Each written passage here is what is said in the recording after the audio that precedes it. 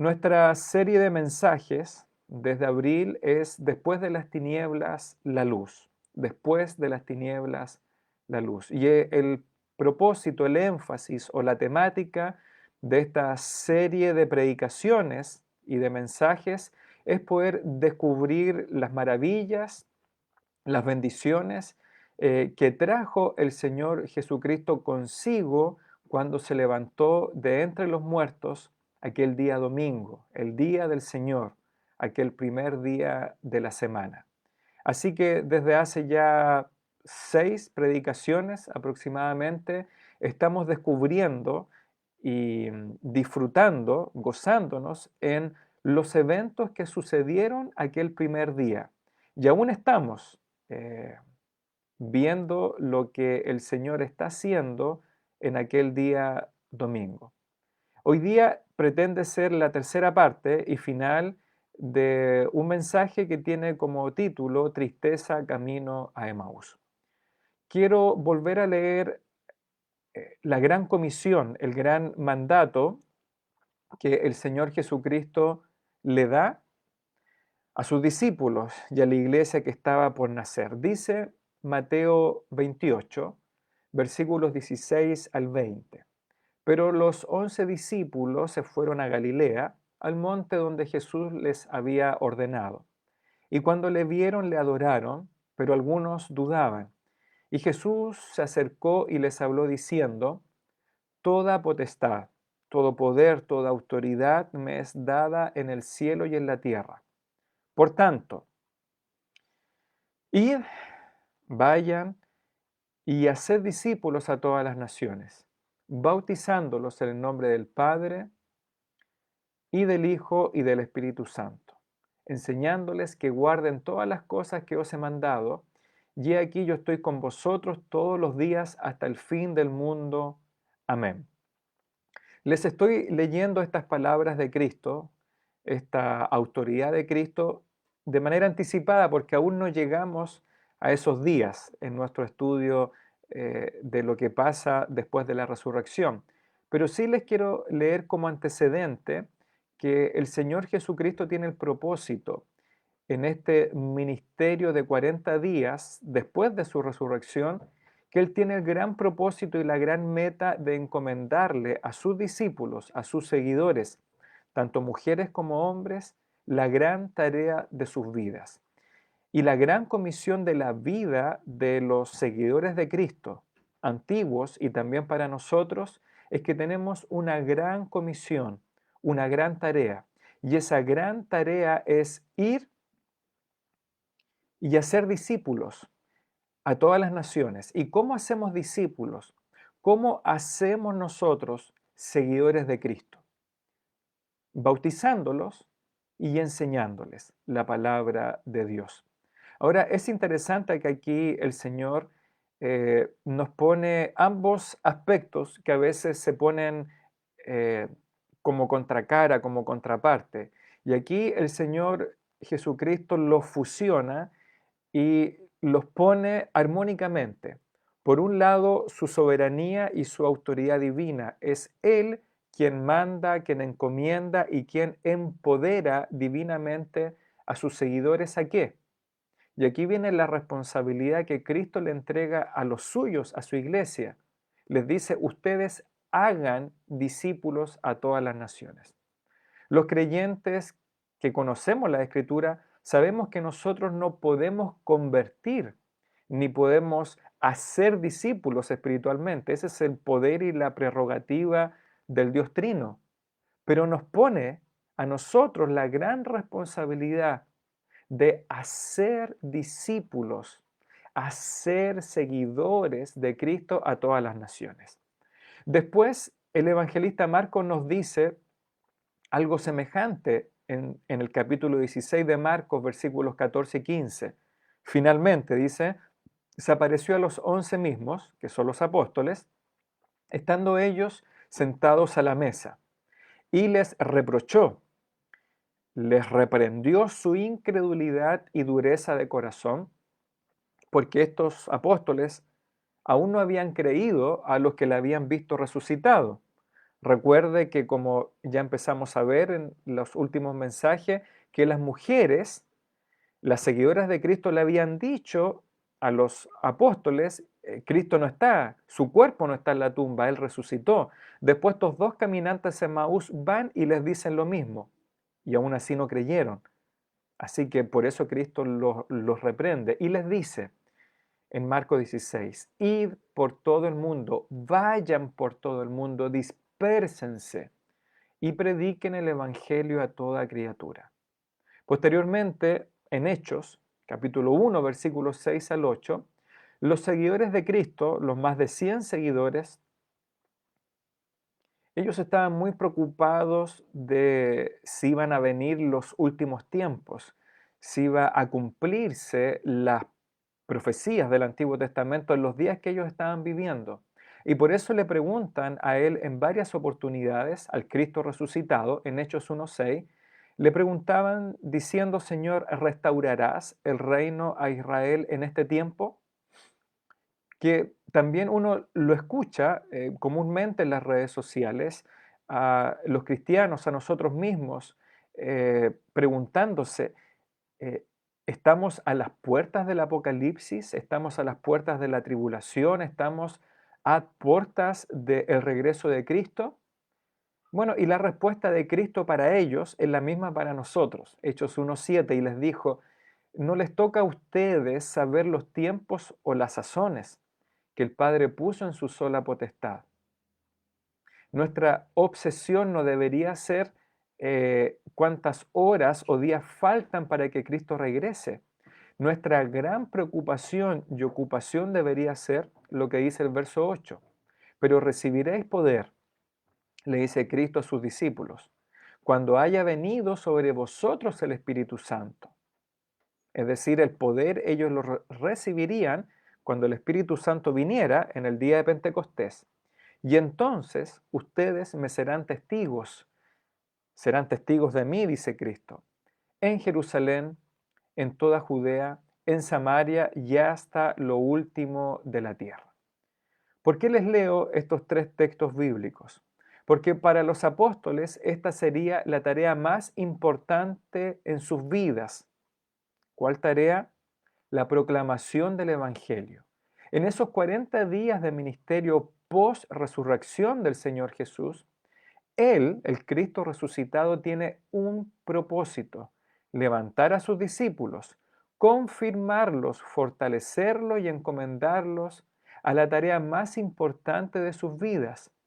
Y esta tarea fundamental en la vida de los seguidores de Cristo es, como ya leímos en estos tres textos bíblicos, la proclamación del Evangelio.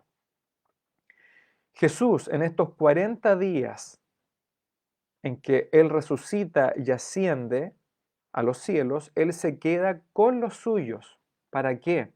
Para darles la gran tarea de sus vidas, tarea que incluso costó la vida de los 11 apóstoles. Pero para eso, para que ellos cumpliesen esta gran tarea, ¿cómo sería posible si vemos en estos textos, en el día de la resurrección de Cristo, que todos ellos están tristes, cabizbajos, derrotados, llorando, encerrados? Entonces, ¿qué debe hacer el Señor Jesucristo resucitado con ellos en estos 40 días? Él quiere levantar a sus discípulos, quiere confirmarlos, fortalecerlos y encomendarlos a la tarea más importante de sus vidas, que es la proclamación del Evangelio. Entonces, antes de encomendarles esta tarea evangelística, Jesús levanta, confirma y fortalece a sus apóstoles. ¿Cómo? ¿Recuerda usted los tres recursos espirituales que Jesucristo utiliza para confirmar, fortalecer, levantar y encomendar a los suyos? ¿Puede hacer usted el ejercicio de recordar estos tres recursos espirituales? ¿Cómo el Cristo resucitado va a levantarlos, a confirmarlos y a encomendarlos? Por medio de su palabra, del Espíritu Santo y por medio de la comunión con ellos. Palabra, Espíritu Santo y comunión. El Señor va a utilizar estos recursos espirituales. Y efectivamente, son los mismos medios que el Señor nos ha dejado hasta nuestros días. El Señor no utilizó nada sobrenatural, aunque entendemos que la palabra, el Espíritu y la comunión son sobrenaturales, pero yo me refiero que son medios ordinarios de gracia, son medios cotidianos de gracia, como le llaman los teólogos, son medios de gracia que el Señor dejó para que nosotros incluso 2000 años después podamos seguir levantándonos, confirmándonos, fortaleciéndonos para cumplir con la tarea más importante de nuestras vidas como creyentes, que es proclamar el Evangelio. Y nosotros como iglesia seguimos teniendo los mismos recursos, la palabra de Dios, el Espíritu Santo y la comunión entre nosotros.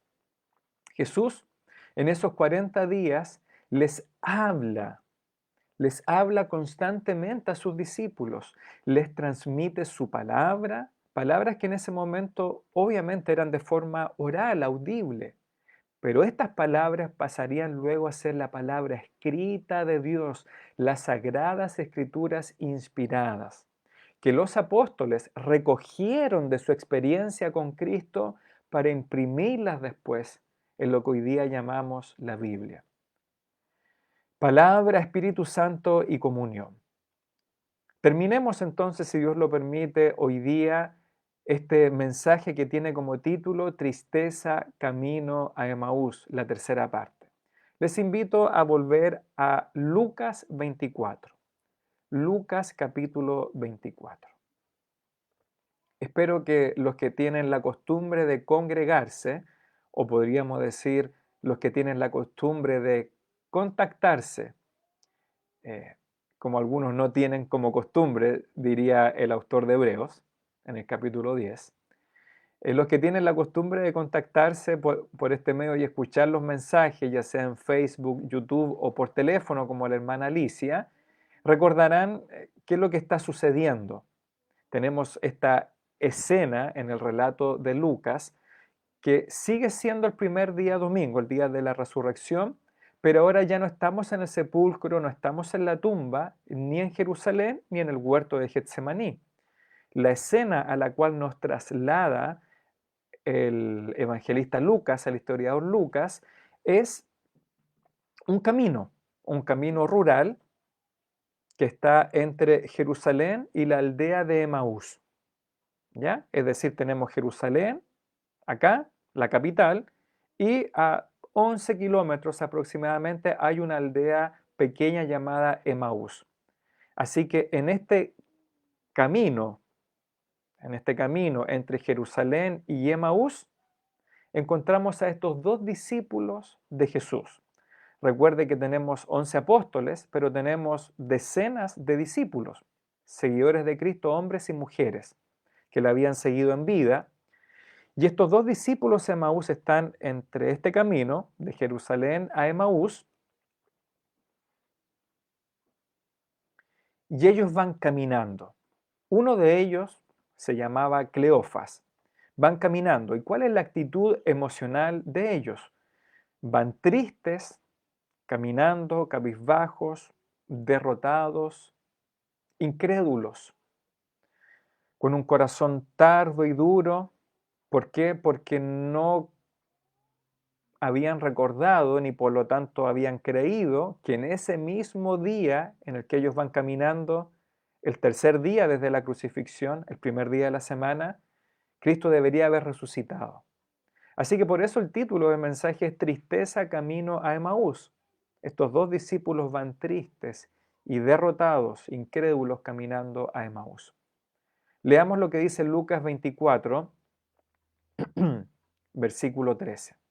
He aquí dos de ellos, dos discípulos, iban el mismo día, el domingo, el día de la resurrección, iban ellos a una aldea llamada Emaús que estaba a 60 estadios de Jerusalén, a poco más de 10 kilómetros.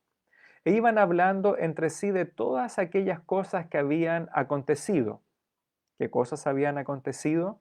Que estaban en boca de todos los habitantes de Jerusalén, que un hombre que se autoproclamaba Mesías y rey de los judíos había sido crucificado y sepultado. Versículo 15, sucedió que mientras ellos hablaban y discutían entre sí, Jesús mismo se acercó y caminaba con ellos.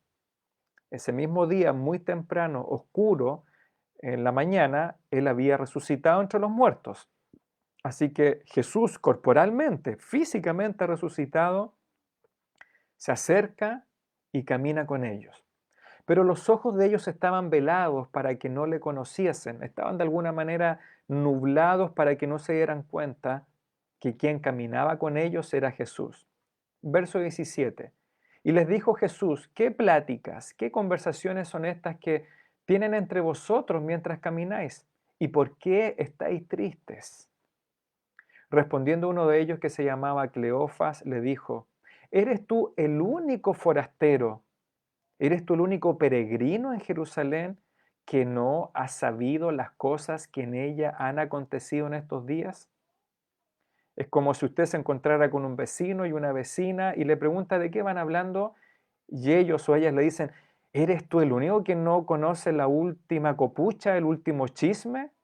¿Ah? Ellos asumían que todos debían saber lo que había acontecido, un evento, la crucifixión. Entonces él les dice, versículo 19, ¿qué cosas? Y ellos le dijeron de Jesús Nazareno, que fue varón profeta, poderoso en obra y en palabra delante de Dios y de todo el pueblo. Y cómo le entregaron los principales sacerdotes, nuestros gobernantes, a sentencia de muerte y le crucificaron. Pero nosotros, dicen estos discípulos, esperábamos que Él era el que había de redimir a Israel. Y ahora, además de todo esto, hoy es ya el tercer día que esto había acontecido. Aunque también nos han asombrado unas mujeres de entre nosotros, las que antes del día fueron al sepulcro. Y como no hallaron su cuerpo, vinieron diciendo que también habían visto visión de ángeles, quienes dijeron que Él vive. Y fueron algunos de los nuestros al sepulcro y hallaron así como las mujeres habían dicho, pero a Él no le vieron. Y aquí, después de este relato de las cosas que habían sucedido, que les preguntó Jesús, se produce un quiebre. Jesús interrumpe esta serie de relatos que estaban ellos contándole a Jesús. Pero quiero dejarlo hasta acá. Quiero cerrar en este punto seguido. Ellos estaban contando solamente una parte del Evangelio, que Él había padecido y que Él había muerto. Pero ellos olvidaron la consumación del Evangelio, que es la resurrección de Cristo. Ellos habían olvidado y no habían creído, incluso habían venido mujeres a decirle, Cristo no está aquí, ha resucitado, pero seguían incrédulos. Ellos al parecer esperaban que el Mesías o el Maestro, como le llamaban a este varón profeta, iba a liberarlos políticamente de la opresión militar de Roma. Estaban totalmente equivocados. Las palabras del Cristo antes de morir hablaron siempre de una liberación, de una redención espiritual. Desde antes de su nacimiento había anunciado el ángel en sueños a José y presencialmente a María que el que había de nacer iba a salvar a su pueblo de sus pecados. Así que volvamos al versículo 5 de Lucas 24. Entonces Él les dice y les reprende, insensatos y tardos de corazón para creer todo lo que los profetas han dicho. Yo les dije este domingo pasado en este mensaje que Cristo iba a tener tres elementos en común durante estos 40 días para ministrar a los suyos. Jesús les iba a ministrar primero con las Escrituras, segundo con la unción del Espíritu Santo y tercero, Cristo iba a ministrarles con la comunión. Es decir, Cristo iba a tener comunión con sus discípulos durante estos 40 días. Iba a tener compañerismo con ellos. Y este compañerismo espiritual, de amistad, de intimidad con sus discípulos, involucra muchos aspectos.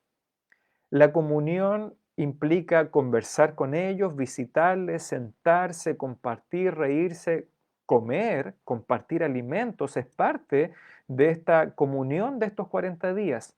Pero también recordemos que parte de la comunión cristiana, parte del compañerismo cristiano es la reprensión, es amonestar y llamar la atención cuando los compañeros, cuando los amigos, cuando los hermanos en la fe están siendo insensatos, están siendo necios, están siendo incrédulos. La comunión verdadera y bíblica implica la reprensión. Posteriormente, en las cartas apostólicas, se le dice a los pastores, a los ancianos, que parte de nuestro ministerio es reprender, es amonestar y llamar la atención cuando los creyentes no están caminando correctamente.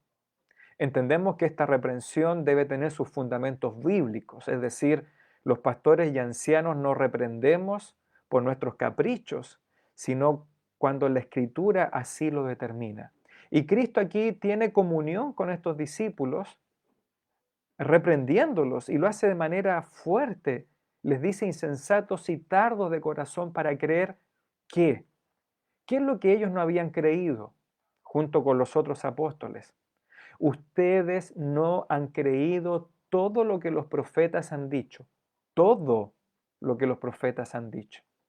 Y él les pregunta, discípulos, ¿no era necesario, versículo 26, no era necesario que el Cristo, el Mesías, el ungido, sufriera estas cosas y que entrara en la gloria? Díganme ustedes, le dice a los discípulos, ¿no era necesario que Él sufriera y entrara en la gloria? Está hablando de su muerte y resurrección. Y aquí ahora la reprensión cambia a instrucción. Recuerden, la comunión cristiana tiene muchos aspectos. Algunos aspectos de la comunión es comer juntos, es compartir, es reír, es partir el pan. Pero otros aspectos olvidadas de la comunión es la reprensión, y ya lo hizo. Pero otro aspecto de la comunión es la instrucción.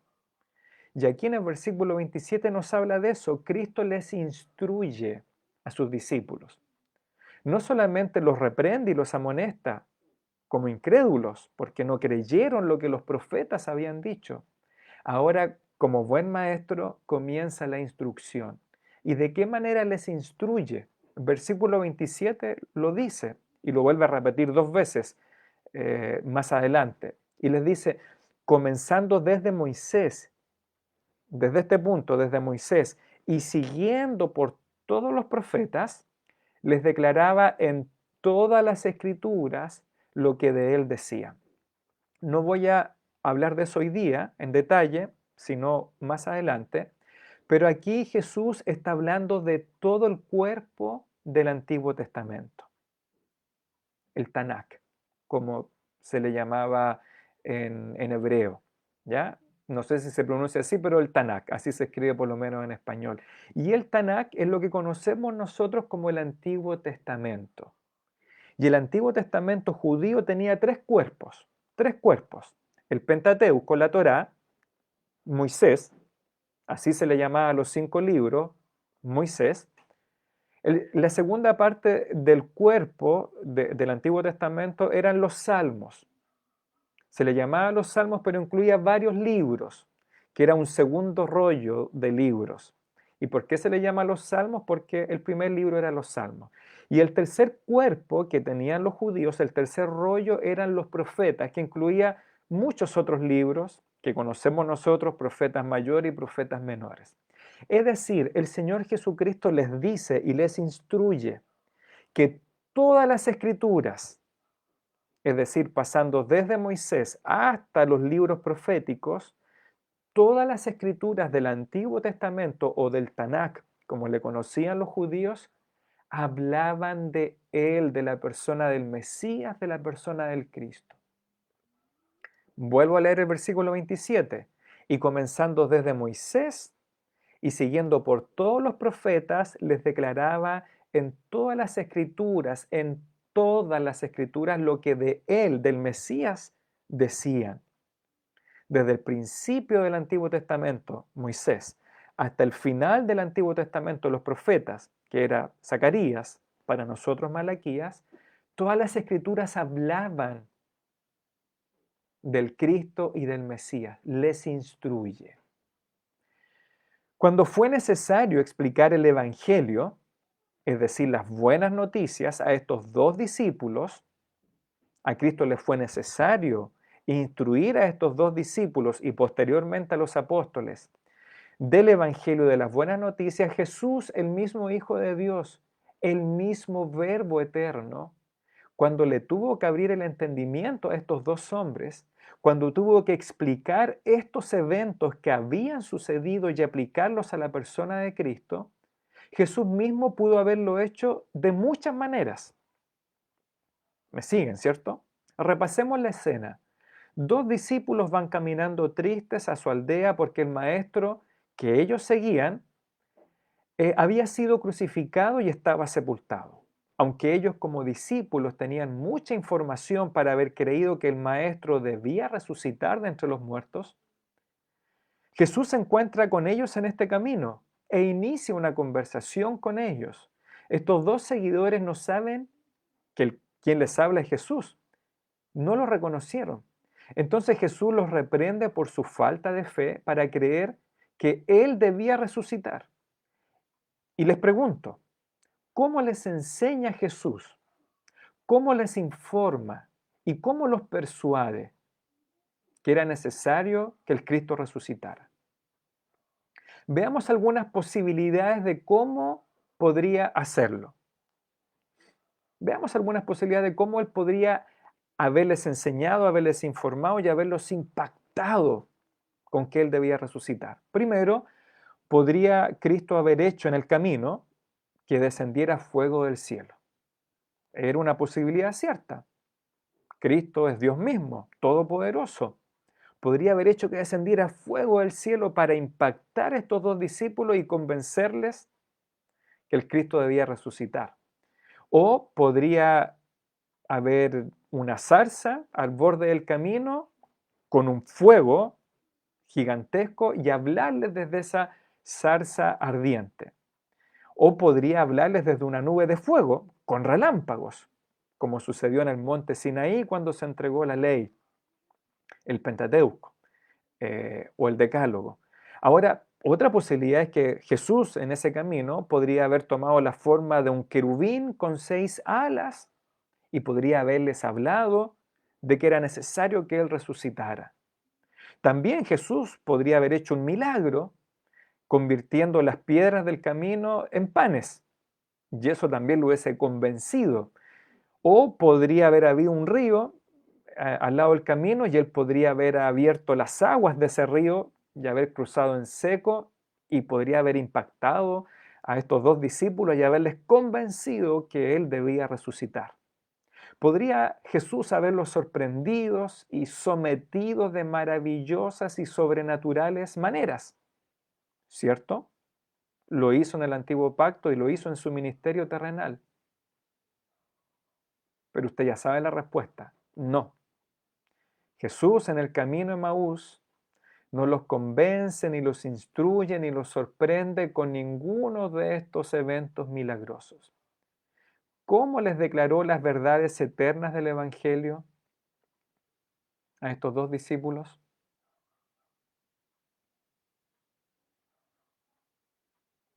¿Cómo Jesús les declaró las verdades eternas del Evangelio a estos dos discípulos caminantes tristes? Utilizó las Escrituras. El mismo Jesús les enseñó y les declaró estas verdades por medio de las Escrituras. Exactamente el mismo recurso e instrumento espiritual que usted y yo tenemos en nuestras manos y que todos los seguidores de Cristo podemos utilizar con un conocimiento básico de la Biblia. Cualquier otra manera que Cristo hubiese utilizado, milagros, fuego, relámpagos, que la tierra se abriera, Cualquier recurso que hubiese utilizado aquel día en el camino sería imposible reproducir para nosotros. En cambio, en la divina gracia de Dios, el Cristo resucitado no abrió la tierra ni abrió los cielos.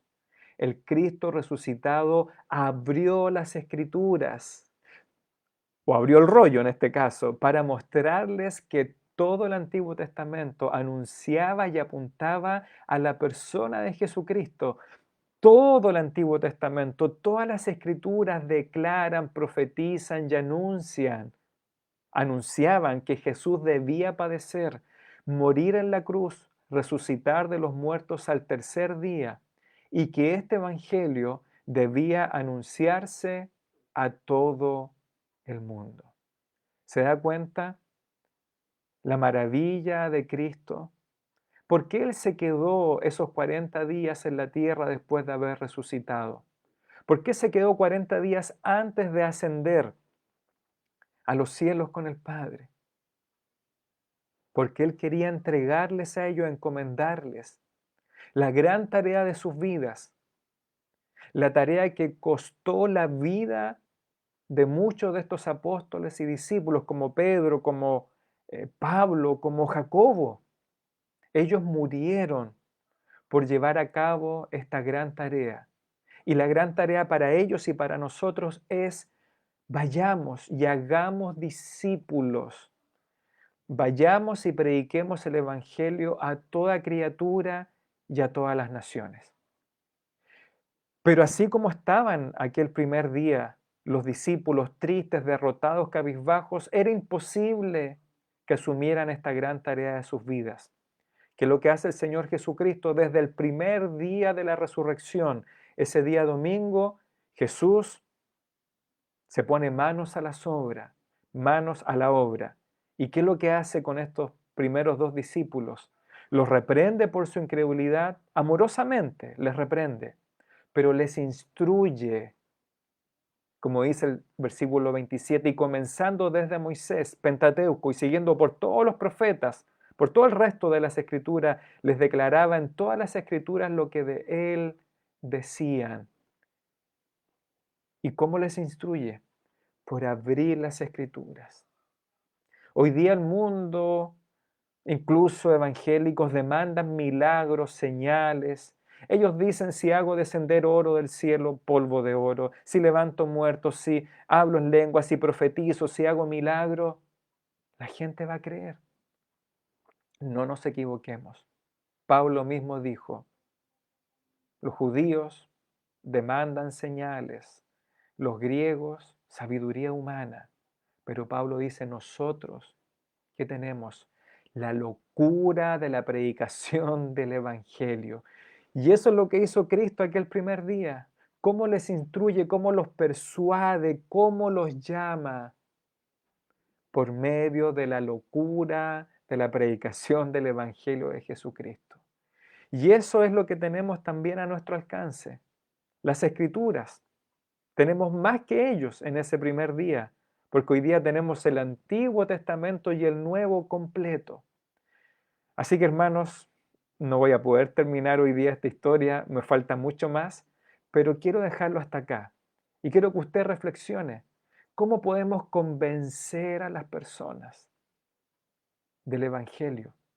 Que Cristo murió por los pecados y que resucitó al tercer día para traer salvación y perdón de pecados, haciendo lo mismo que el Verbo eterno hizo aquel día, abriendo las Escrituras y mostrándoles cómo desde Génesis hasta Malaquías, desde Mateo hasta Apocalipsis, todas las Escrituras hablan del Salvador. A veces hablamos de Cristo solamente en el Nuevo Testamento, ocupando Juan o Romano, pero no, Cristo ocupó el antiguo pacto, el Antiguo Testamento, para mostrar que Él debía morir, ser sepultado y resucitar al tercer día. Ahora, ¿qué es lo que pudo haberles enseñado Jesús en esas horas de camino a Emaús? ¿Qué cosas les podría haber dicho que hablaban de Él?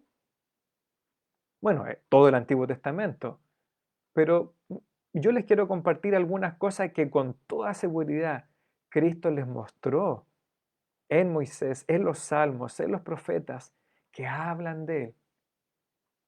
Y a lo mejor usted ya sabe esta respuesta porque si estuvo con nosotros desde los primeros días de esta pandemia, yo estuve predicando cada día hasta la Pascua de cómo ciertos elementos y enseñanzas, personajes, eventos del Antiguo Testamento nos prepararon para la persona de Cristo. Así que siga conociendo las Escrituras para que usted y yo cumplamos la gran tarea de nuestras vidas, proclamar el Evangelio a todos.